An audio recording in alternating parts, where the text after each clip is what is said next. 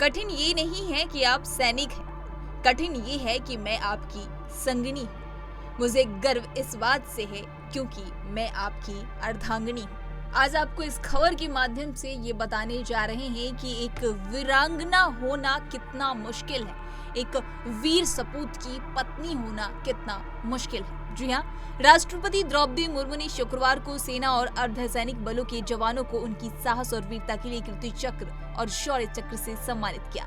सेना और अर्धसैनिक बलों के 10 जवानों को कीर्ति चक्र से सम्मानित किया गया, जिसमें से 7 को मरणोपरांत इस सम्मान से नवाजा गया।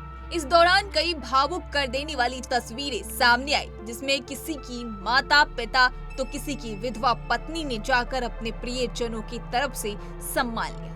राष्ट्रपति भवन में आयोजित रक्षा अलंकरण समारोह के दौरान 26 सशस्त्र बलों, केंद्रीय सशस्त्र पुलिस बलों व राज्य केंद्रीय शासित प्रदेश पुलिस के कर्मियों को शौर्य चक्र भी प्रदान किए गए, जिसमें से 7 को मरणोपरांत यह सम्मान दिया गया। कीर्ति चक्र से सम्मानित होने वाले जवानों में शहीद कैप्टन अंशुमन सिंह भी शामिल हैं, जिन्हें मरणोपरांत इस सम्मान से नवाजा गया है। राष्ट्रपति द्रौपदी मुर्मू ने इस सम्मान को लेने के लिए उनकी विधवा पत्नी स्मृति सिंह आई थी, जिनका वीडियो काफी वायरल हो रहा है।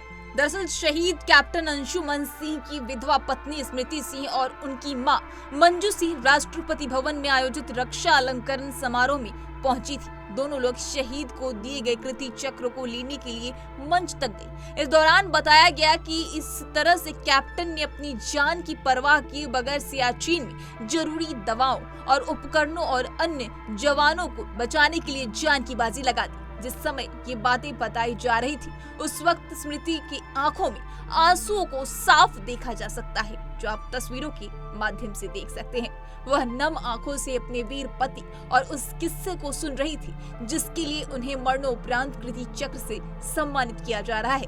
सफेद रंग की साड़ी पहनकर आई स्मृति ने डबडबाई आंखों के साथ राष्ट्रपति से कीर्ति चक्र सम्मानित हासिल किया। वीडियो में स्मृति के चेहरे पर दुख, दर्द और पीड़ा को साफ साफ तौर पर देखा जा सकता है। उनके दुख का अंदाजा भी लग रहा है। राष्ट्रपति ने सम्मान देने के बाद स्मृति के कंधे पर हाथ रखकर उन्हें ढाढ़स भी बंधाया। यही वीडियो अब तेजी से वायरल होने लगा है। शहीद कैप्टन अंशुमन की बहादुरी का किस्सा सुनाकर रोने लगी स्मृति। जी हाँ, आपको बता दें कि स्मृति सिंह ने अंशुमन से मुलाकात और उनके जीवन के बारे में बताया। उन्होंने कहा, हमारी मुलाकात कॉलेज के पहले दिन हुई थी। हमें पहली नजर में प्यार हो गया था। 1 महीने के बाद उनका selection arms forces medical college के लिए हो गया। हमारी मुलाकात इंजीनियरिंग कॉलेज में हुई और फिर वह मेडिकल कॉलेज के लिए सिलेक्ट कर लिए गए।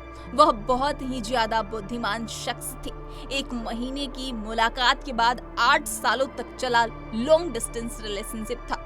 स्मृति ने आगे बताया कि उन्होंने मुझसे कहा कि अब हमें शादी कर लेनी चाहिए और हमने ऐसा ही किया।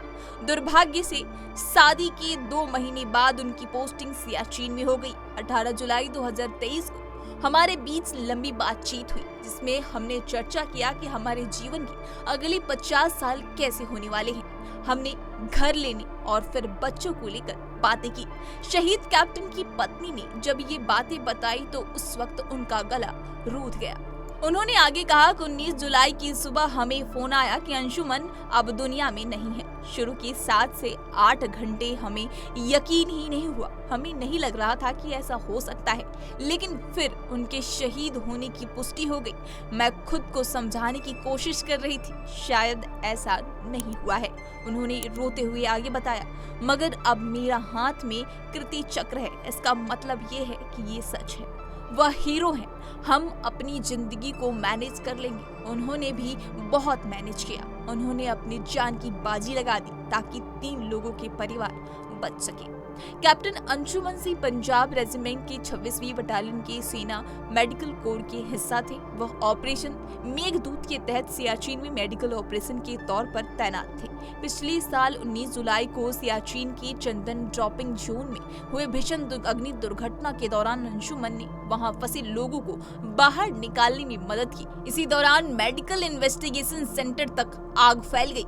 ये देखकर कैप्टन अंशुमन ने अपनी जान की परवाह किए बगैर उसमें कूद गए। शहीद कैप्टन ने सेंटर में इसलिए दाखिल हुए ताकि वह जीवन रक्षक दवाओं का उपकरणों को बचा सके, मगर 17,000 फीट की ऊंचाई पर चल रहे तेज हवाओं की वजह से शेल्टर आग की लपटों से घिर गए। उन्हें आग से बचाने की भरपूर कोशिश की गई, लेकिन उन्हें बचाया न जा सका। वहीं उन्हें सियाचिन में वीरगति हासिल कर दी। इस तरह की तमाम अपडेट्स के लिए पंजाबकेसरी.com को लाइक, शेयर, सब्सक्राइब करना न भूलें। धन्यवाद।